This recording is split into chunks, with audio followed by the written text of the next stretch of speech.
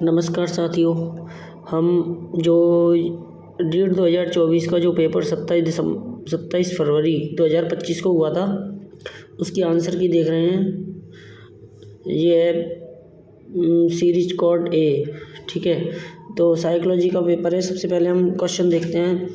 पहला क्वेश्चन है, हल्के प्रभावी प्रतिक्रिया संभाव्य सूत्र में प्रतिक्रिया निषेध का प्रतीक क्या है। तो हम सीधे आंसर देखते हैं। ठीक है, इसका आंसर है डी।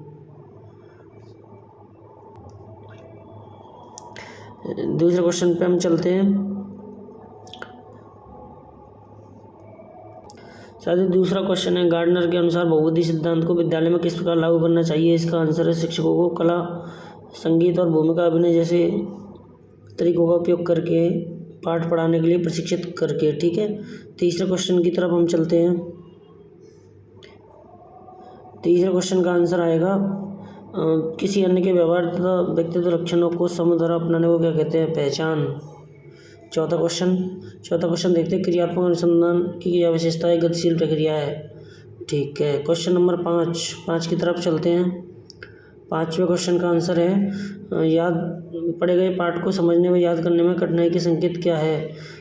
मूल तथ्यों को याद रखने में असमर्थता। जब साथियों जब कोई पाठ पढ़ाया तो उसका जो मूल फैक्ट याद नहीं रहेंगे तो पाठ याद कैसे होगा। तो इसका आंसर यही आएगा। अब क्वेश्चन नंबर 6 देखते हैं। क्वेश्चन नंबर 6 में है, जो गिलफोर्ड के अनुसार, जो गिलफोर्ड ने अपने बुनियादी मानदंड बताए थे 3।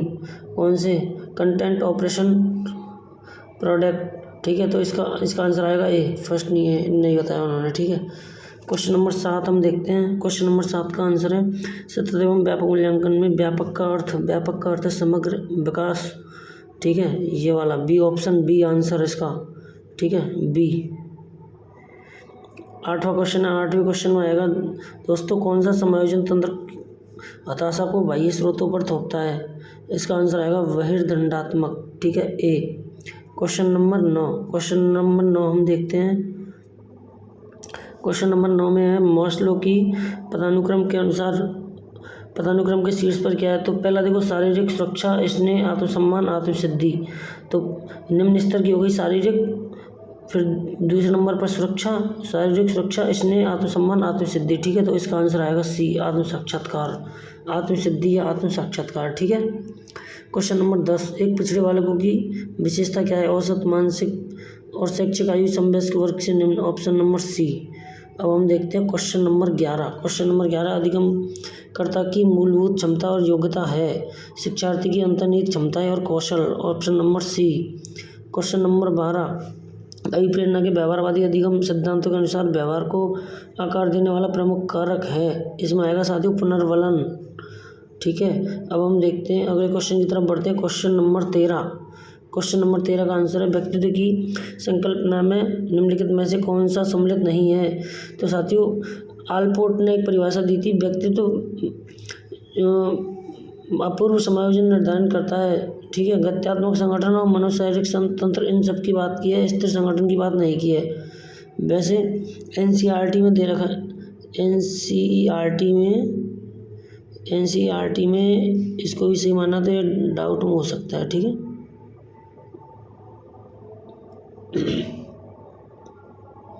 ठीक है, अब हम बढ़ते क्वेश्चन नंबर 14 है, लाभान्वित बच्चों के लिए मुख्य भावनात्मक चुनौती क्या है। हिंसा, ग्रंथि और नकारात्मकता। क्वेश्चन नंबर 15 में आएगा, बर्ट के अनुसार शैक्षिक उपलब्धि EQ की गणना का सूत्र क्या है। EA/CA × 100। Option number B. ठीक है, ये वाला। क्वेश्चन नंबर 16, पूर्व संक्रियात्मक अवस्था के दौरान कौन सी क्षमता विकसित होती है। ऑप्शन नंबर बी, प्रतीकात्मक सोच। अगले क्वेश्चन की तरफ बढ़ते हैं। क्वेश्चन नंबर 17, RT अधिनियम छात्रों के सीखने के मूल्यांकन के लिए शिक्षकों की जिम्मेदारियों के बारे में क्या कहता है। इसमें आएगा ऑप्शन नंबर ए, प्रत्येक बच्चे की सीखने की क्षमता का मूल्यांकन करें तथा आवश्यकता अनुसार निर्देश दे। क्वेश्चन नंबर 18 की तरफ बढ़ते हैं। क्वेश्चन नंबर 18 है अपना, निम्नलिखित में से कौन सी एक व्यक्तित्व मापन के प्रक्षेपण की विधि नहीं है। तो रेटिंग मापनी नहीं है। ठीक है, WAT है, TAT है, SCT है। क्वेश्चन नंबर 19, 19 की तरफ बढ़ते हैं। तो मस्तिष्कोद्मुखी विकास सेफेलोकॉर्डल होता है, सेफेलोकॉर्डल, सी से सेफेलो, सी से सिर, सिर से पैर की ओर। ठीक है, अगले क्वेश्चन की तरफ बढ़ते हैं। क्वेश्चन नंबर 20 एनसीएफ 2005 के अनुसार बाल केंद्रित शिक्षा जो बच्चों के अनुभवों, आवाज़ों और सक्रिय भागीदारी को महत्व देता है। Option number B. ठीक है, क्वेश्चन नंबर 21 की तरफ बढ़ते हैं। 21 में है ADHD। देखो साथियों, केवल मौखिक निर्देश हम नहीं दे सकते, ठीक है ना, तो और लंबे असाइनमेंट नहीं दे सकते, ठीक है, और किसी भी दृश्य सामग्री से हम बच नहीं सकते, तो बचना गलत हो गया, तो आंसर आएगा डी, ऑप्शन डी। ठीक है, क्वेश्चन नंबर 22 की तरफ बढ़ते हैं। क्वेश्चन नंबर 22 बंडूरा ने दूसरों के व्यवहार का अवलोकन करके सीखने को क्या नाम दिया। ठीक है साथियों, स्थानापन्न नाम दिया इसमें। ठीक है, क्वेश्चन नंबर 23 की तरफ बढ़ते हैं।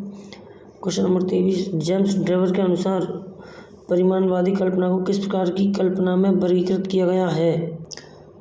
तो साथियों 23 में जो क्वेश्चन है इसमें आंसर आएगा व्यवहारिक और सैद्धांतिक। ठीक है, ए।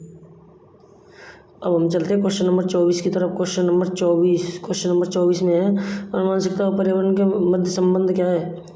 अनुवांशिकता इनटू वातावरण, तो इसमें आएगा डी, गुना। क्वेश्चन नंबर 25 में है साथियों एनसीईआरटी के दस्तावेज प्रारंभिक स्तर पर सीखने के प्रतिफलों के उद्देश्य के बारे में क्या कहता है। रटने की बात नहीं करता है, ठीक है, तो बी तो आएगा नहीं। एक समान गतिविधि हो, ये नहीं आएगा, ठीक है। केवल सैद्धांतिक, ये नहीं आएगा, ऑप्शन नंबर सी। ठीक है, सी आंसर। क्वेश्चन नंबर 26 की ओर बढ़ते हैं। वृद्धि और विकास के बीच मुख्य अंतर क्या है साथियों। तो ए वृद्धि मात्रात्मक परिवर्तनों को संदर्भित करता है, जबकि विकास मात्रात्मक गुणात्मक दोनों परिवर्तनों को शामिल करता है। ठीक है, क्वेश्चन नंबर 27 में है मनोविज्ञान में व्यक्तिगत विभिन्नताओं की सही व्याख्या क्या है। तो देखो समानता वाले सब कट जाएंगे, समानता तो नहीं है, ठीक है, तो ये व्यक्तिगत विभिन्नता है, तो नाम ही विभिन्नता है, तो विभिन्नता आएगी, समानता आ ही नहीं सकती। ठीक है, क्वेश्चन नंबर 27 का आंसर हो गया। अब चलते हैं क्वेश्चन नंबर 28 की ओर। 28 में है कौन सा सिद्धांत निजी भाषण पर बल देता है। तो वाइगोत्स्की का सिद्धांत, ऑप्शन ए। ठीक है, क्वेश्चन नंबर 28 हो गया। क्वेश्चन नंबर 29 की ओर बढ़ते हैं। बी.एफ. स्किनर ने अधिगम की व्याख्या करने के लिए मानवीय व्यवहार तथा उद्दीपकों के बीच बल दिया है। तो इसमें आएगा साथियों बी, कार्यात्मक विश्लेषण। क्वेश्चन नंबर 30 है अपना अधिसंज्ञानात्मक कौशलों के अंतर्गत निगरानी में क्या शामिल है। तो निगरानी में आएगा प्रश्न पूछना, जैसे क्या यह समझ में आ रहा है। ठीक है, तो ऑप्शन नंबर बी। तो साथियों ये अपने रीट L1 जो फर्स्ट शिफ्ट में जो पेपर था ए सीरीज का, तो उसके अपने आंसर हो गए हैं साथियों। आप आंसर देख सकते हो एक बार।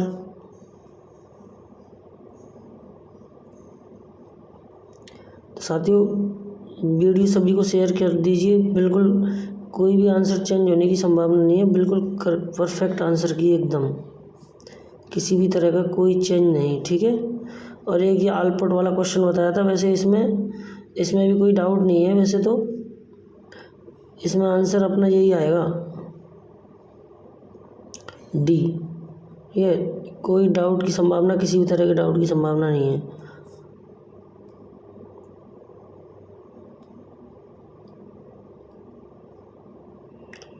तो साथियों आपके कितने सही हुए कमेंट में बताएं, किस साथी के कितने सही हो रहे हैं ये ज़रूर बताएं। ठीक है, और वीडियो को शेयर कीजिए। Okay, thank you.